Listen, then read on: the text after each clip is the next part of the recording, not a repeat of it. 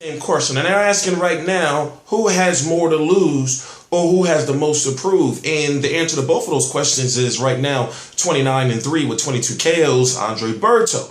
You look at who he's facing, Josesito Lopez, 33-6 with 19 KOs on March the 13th, 2015 on Spike TV.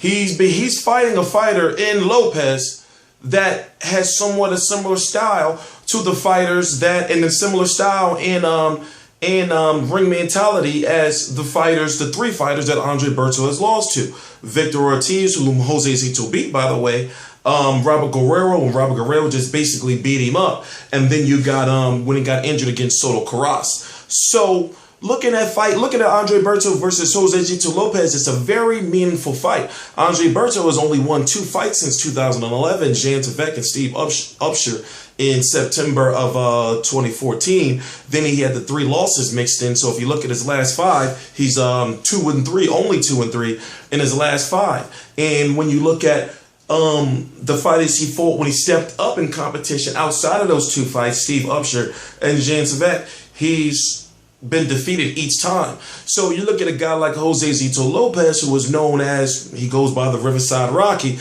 known as being a warrior, known as being one of those fighters that's dangerous in each and every fight he has. Because why? Because he fights his heart out. You thinking, well, Andre Berto is going to have to put on what they call a masterclass and pretty much box the ears off of Josesito Lopez, which can be done, but realistically hasn't been. You know, if Josesito Lopez has lost and been defeated, if you realize he's been beat up. Now, when it comes to the Mike Arnaldis, now go back and watch that fight to understand what I mean. It was stopped early, but in my opinion, you know, Josesito Lopez may have been on his way to losing that fight, and then he would not be headlining the first ever PBC on Spike TV card. But that's just a fight I covered not too long ago. His last fight was against a guy by the name of Rafael Cobos. I covered that fight. It was on Fox Sports 1. He didn't look too good, but at the same time, styles make fights, and Cobos came to fight. He won a unanimous decision. Now, we know him from fighting Saul Canelo Alvarez. He's been as high as 154 pounds. For that fight, he got beat down. Canelo was just way too big for him. He fought Marcos Maidana when he fought a very spirited fight until Marcos Maidana just got sick of him and literally started whooping his ass.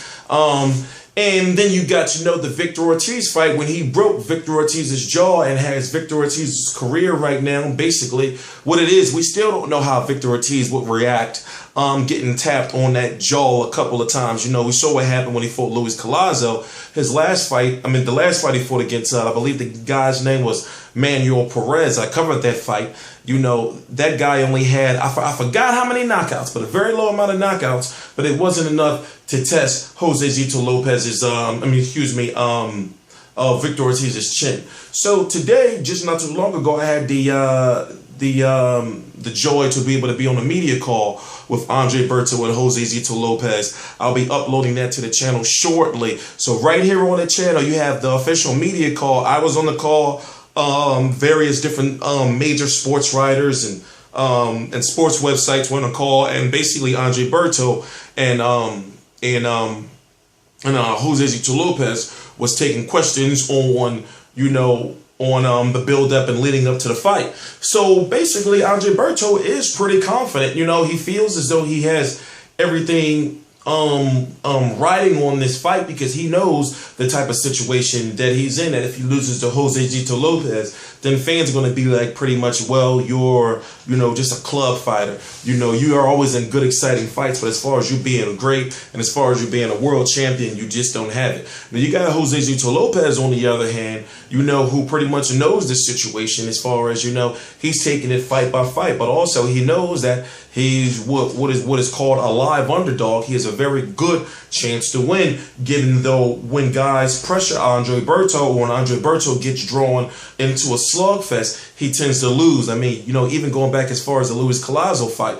But at the same time, the fact that, you know, he's got a very good jab working with Virgil Hunter, and the fact that he's not injured, I'm actually giving him a chance, a great chance, to put on a boxing lesson. I would actually like to see him stop Josesito Lopez, to be perfectly honest with you, because that would make a statement, and also it would be good for the brand of PBC on Spike TV, and it would elevate him up in fans' eyes, in my opinion, because Josesito Lopez is a tough fighter and the type of fighter that would beat a guy like Andre Berto, from what we've been seeing from Andre Berto in the past. And also, if Andre Berto beats Josesito Lopez, you know, then he beat the guy that Victor Ortiz didn't defeat, and he knows he has one up on Victor Ortiz, just like Victor Ortiz has one up on him for defeating him. And that Victor Ortiz fight, even though he didn't speak on it in detail in the media call, we all know that Victor Ortiz fight is definitely out there. And if the stars align, I can see Victor Ortiz, or excuse me, Andre Berto. Well, it would be Victor Ortiz versus Andre Berto in a rematch on PBC, NBC, something like that. So it's always something to look forward to, you know. But Andre Berto, this is one of those fights where even if he wins, you know, even if he gets beat up or it starts going the way of a Robert Guerrero or a Soto Carras or a Victor Ortiz way, and he wins, still that would elevate him, you know, as far as we already knew he had heart, you know, but as far as, you know, being able to win under those circumstances, you know, I think it would elevate him a little bit, but that's just only my personal opinion.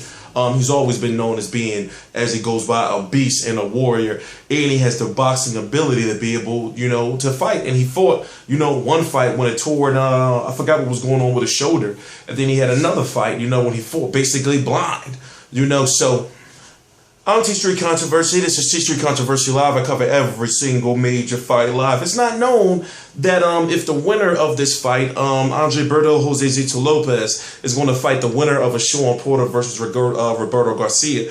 But we know that Haymon has so many fighters and so many different fights he can put together. A lot of people are not even talking about the aspect of that. But I will be covering the fight live. I will be covering the weigh-in, T-Street Controversy Live, along with Real Combat Media, along with B-Real TV. Major expansion going on, T-Street Controversy Live.